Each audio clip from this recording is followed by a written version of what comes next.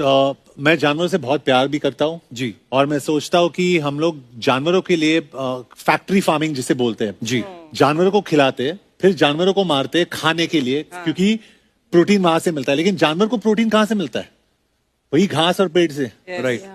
تو یہ بھائی آپ لوگوں سے ریکویسٹ ہے ہاتھ جوڑ کے, اگر آپ کسی جانور کا کچھ بھلا نہیں کر سکتے, ان کو کچھ کھلانے پلانے کو نہیں دے سکتے ہیں, تو کم سے کم یہ سب نہ کریں. میرا نام پرساد ویرنیکر ہے. نمسکار نائک صاحب. میرا سوال یہ ہے کہ کون سا دھرم, کتاب یا جاتی یہ اجازت دیتی ہے کہ معصوم جانوروں کا قتل کیا جائے, آئی مین ٹو فلفل ہز ہنگر اور test. Like in case of Muslim you celebrate Bakri Eid, which favors killing of goats, I mean as a means of festival. I mean, hearing to your comments on Islamism and other religions, what I understand is your religion favors this festival in a more spirited manner, because Hinduism doesn't do so. They don't believe in killing goats, but accept that there are non-vegetarians who prefer eating chicken and goat and others. But does Islam favor this thing? بھائی صاحب کا بہت اچھا سوال ہے. بھائی صاحب نے پوچھا ہے پہلے کہ کون سا مذہب ہے جو معصوم جانوروں کو قتل کرنے کی اجازت دیتا ہے. پھر اس نے کہا کہ اسلام میں آپ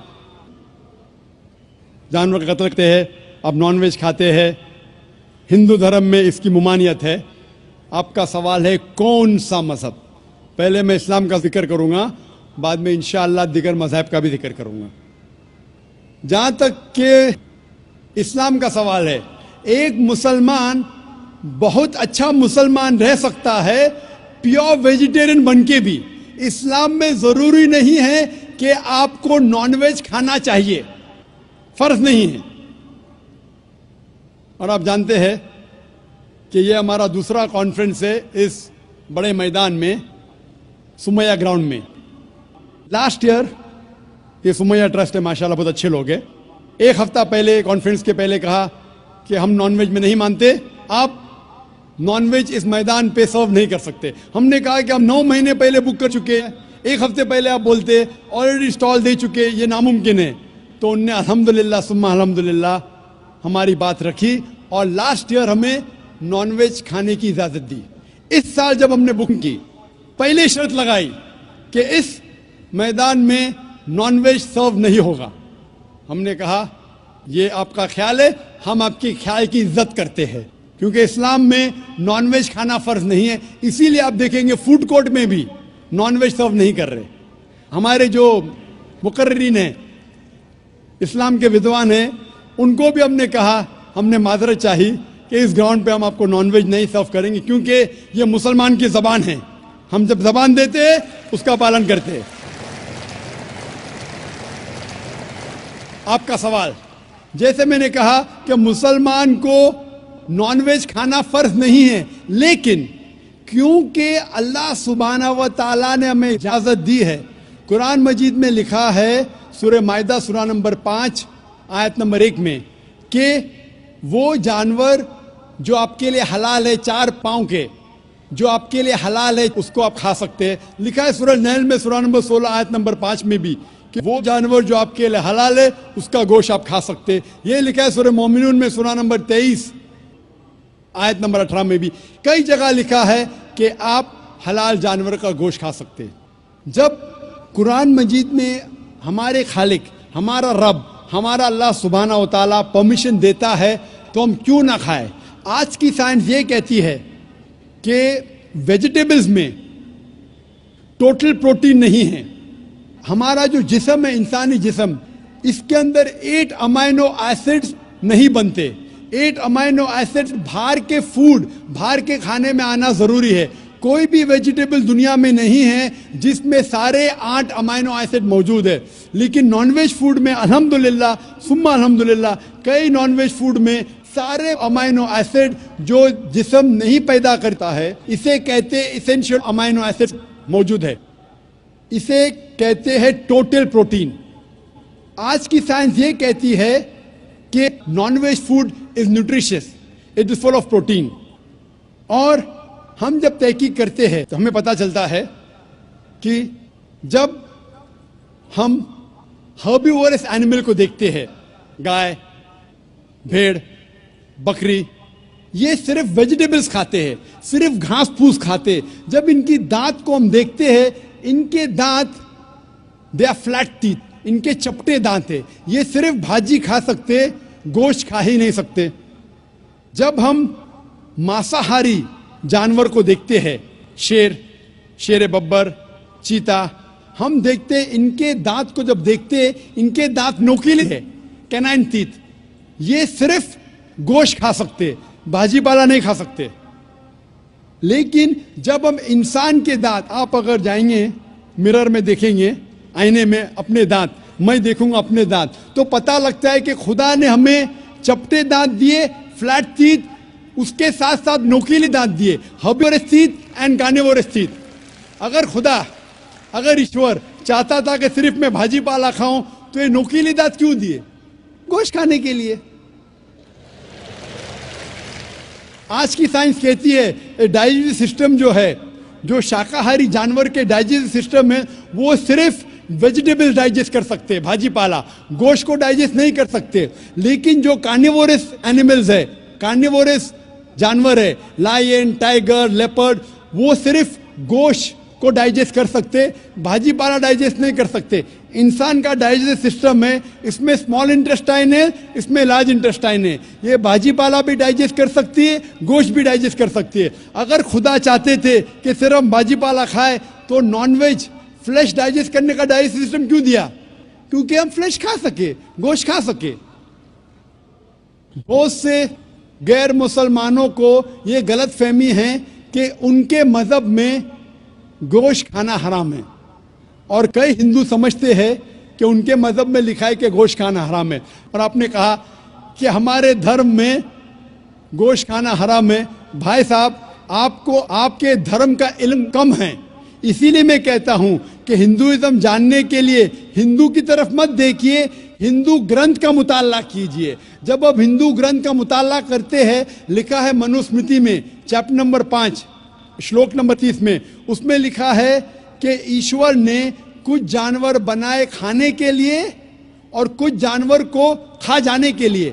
God has created some animals to eat and some to be eaten. اگر آپ اس جانور کو کھاتے ہیں جن جانور کو خدا نے بنایا ہے کھا جانے کے لیے, تو آپ گناہ نہیں کر رہے. If you are eating the animals who God has created to be eaten, you are not doing a sin. آگے جب پڑھتے لکھا ہے منوسمرتی میں چیپٹر نمبر 5 میں, ادھیے نمبر 5 میں, منترا نمبر 40 میں, کہ خدا نے کچھ جانور بنائے ہیں قربانی کے لیے. اگر آپ قربانی میں جانور کا قتل کرتے ہیں تو آپ گناہ نہیں کرتے. آگے لکھا ہے منوسمرتی میں چیپٹر نمبر 5 منتر نمبر 41 میں کہ جانور کا قتل کرنا جو جانور کھانے کے لیے بنائے گئے ہیں وہ گناہ نہیں ہے. اسی طریقے سے کئی جگہ وید میں لکھا ہے کہ رشی گوشت کھاتے تھے, جانور کو کھاتے تھے. وقت نہیں ہے ڈیٹیل میں بات کرنے کا, لیکن اگر آپ مہا بھارت پڑھیں گے انوشاسن پرو چیپٹر نمبر 88, اس کے اندر یدھشٹر جو پانڈو کا ایک بھائی تھا وہ پوچھتا ہے بھیشما سے کہ ہم یگنا میں, پوجا میں کیا کھانا دے بھگوان کو, ایشور کو, تاکہ ہمارے پرکھوں کو سنتوش ملے. تو بھیشما کہتا ہے یدھشٹر سے کہ آپ یگنا میں اگر بھاجی پالا دیں گے تو ہمارے باپ دادا 1 مہینے کے لیے خوش رہیں گے. اگر آپ مچھی دیں گے 2 مہینے کے لیے, اگر آپ خرگوش دیں گے 3 مہینے کے لیے, اگر گوشت دیں گے تو 4 مہینے کے لیے, اگر آپ بیکن دیں گے تو 5 مہینے کے لیے, اگر پرندے کا گوشت دیں گے تو 6 مہینے کے لیے, اگر ہرن کا گوشت دیں گے تو 7 مہینے کے لیے. پورا مینیو ہے ماشاءاللہ, بڑا مینیو ہے. اس کے آگے لکھا ہے اگر آپ گائے دیں گے تو پورے 1 سال کے لیے ہمارے باپ دادا سنتوش رہیں گے. اور اگر گینڈا राइनोसरस देंगे तो 20 साल के लिए हमारे बाप दादा खुश रहेंगे। पूरा मेन्यू है, क्या चाहते हैं बोलो, मच्छी, खरगोश, क्या चाहते हैं बोलो। ये आपके ग्रंथ में लिखा है, मेरे ग्रंथ में नहीं। हमारे ग्रंथ में सब चीज खाने की इजाजत नहीं, सिर्फ वो चीज जो हमारे लिए हलाल है। इसी तरीके से बाइबल में भी लिखा है आप गोश्त खा सकते। अक्सर धर्म की किताबों में लिखा है कि आप गोश्त खा सकते हैं। आप मेरा अगर एक डिबेट देखेंगे जिसका मौजू था, is eating non vegetarian food permitted और prohibited for a human being, क्या इंसान के लिए गोश्त खाना हलाल है या हराम है। और मैंने डिबेट किया था एक जैन के साथ जिसका नाम था रश्मिबाई झवेरी। वो इंडियन वेजिटेरियन कांग्रेस का सदर था, प्रेसिडेंट था। वो दुनिया भर घूमता है बताने के लिए कि नॉनवेज हराम है, और उसने मुझे चैलेंज किया। मैंने कहा भाई आपस में बैठ के बात करेंगे, नहीं नहीं पब्लिक में चैलेंज किया, डिबेट करेंगे। मैंने कहा अच्छा आ बेल मुझे मार। तो मैंने कहा ठीक है भाई पब्लिक में। बोला मैं लोग को लेके आऊंगा। मैं बोला लेके आओ।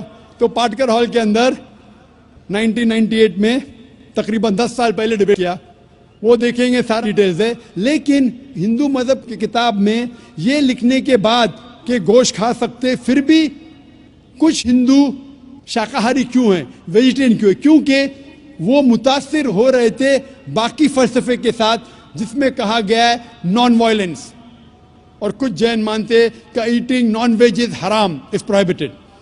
और हम जब पूछते क्यों जानवर का गोश्त खाना हराम है, तो वो कहते हैं कि घास और भाजी पाला के अंदर जिंदगी नहीं है, जानवरों में जिंदगी है। जब आप कोई जिंदगी लेते हैं, किसी का कत्ल करते हराम है। आज साइंस तरक्की करने के बाद पता चलता है कि वेजिटेबल्स में भी जान है, भाजी पाला में भी जान है। तो वो जरा अपनी फिलॉसफी को तब्दील करते। ठीक है हम जानते हैं कि वेजिटेबल्स में जान है, लेकिन वेजिटेबल्स डोंट फील पेन, वो दर्द को महसूस नहीं करते। जानवर दर्द को महसूस करते, इसीलिए वेजिटेबल्स खाना गुनाह नहीं है, जानवर को खाना गुनाह है। अभी साइंस तरक्की करने के बाद हमें पता लगता है कि वेजिटेबल्स को भी दर्द होता है, लेकिन ये दर्द इंसान को सुनाई नहीं देता। वेजिटेबल्स भी अफसोस करते हैं, वेजिटेबल्स भी रोते हैं, लेकिन हमें सुनाई नहीं देता। तो अभी उनका फलसफा बदल गया। वो कहते हैं अच्छा ठीक है हम मानते हैं कि वेजिटेबल्स में जान है, वेजिटेबल्स को दर्द महसूस होता है, लेकिन वेजिटेबल के पास तकरीबन 3 सेंसेस है, जानवर के पास 5 सेंसेस है। इसीलिए जानवरों की जान लेना बड़ा गुनाह है बनिस्बत वेजिटेबल्स की। मैं कहता हूं सिर्फ डिबेट के तौर पे, argument, for sake of argument, मैं आपकी बात मानता हूं क्या वेजिटेबल्स के 3 सेंसेस है और जानवर के 5 सेंसेस है। मैं उस शख्स से सवाल करता हूं कि मान लो आपका छोटा भाई गूंगा और बहरा पैदा होता है, वो सुन नहीं सकता है, बोल नहीं सकता। जब वो बड़ा होता है तो एक इंसान आपके छोटे भाई का कत्ल करता है, क्या आप जाके जज से कहेंगे मी लॉर्ड इस कातिल को कम सजा दो क्योंकि मेरे भाई के पास 2 सेंसेस कम थे, वो सुन भी नहीं सकता था, बोल भी नहीं सकता था? आप उल्टा कहेंगे मी लॉर्ड जज इस कातिल को डबल पनिशमेंट दो, डबल सजा दो, वो तो मेरा भाई मासूम था, बेचारा सुन भी नहीं सकता था और बोल भी नहीं सकता था।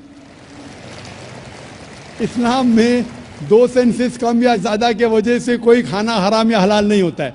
जो चीज आपके लिए तैयब है वो आप खा सकते हैं। इसी तरीके से कई वजह। लेकिन अगर कोई नॉन मुस्लिम मुझसे ये कहता है कि मैं वेजिटेरियन हूं, मुझे कोई गिला शिकवा नहीं, आपको नॉनवेज पसंद नहीं है आप मत खाइए, लेकिन कोई नॉन मुस्लिम, कोई गैर मुसलमान, कोई हिंदू मुझसे कहता है कि आप जानवरों का कत्ल करते हैं वो गुनाह है, तो मैं उनसे कहता हूं इस बात को मैं तस्लीम नहीं करता हूं। आप अगर गोश्त नहीं खाना चाहते हैं, मैं आपसे खुश हूं।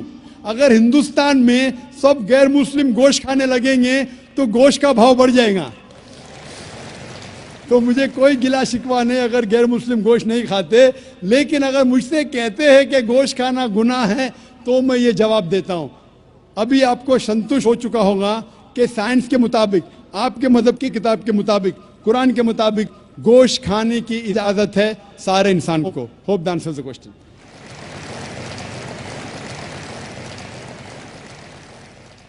خواتین کے شعبے میں اگر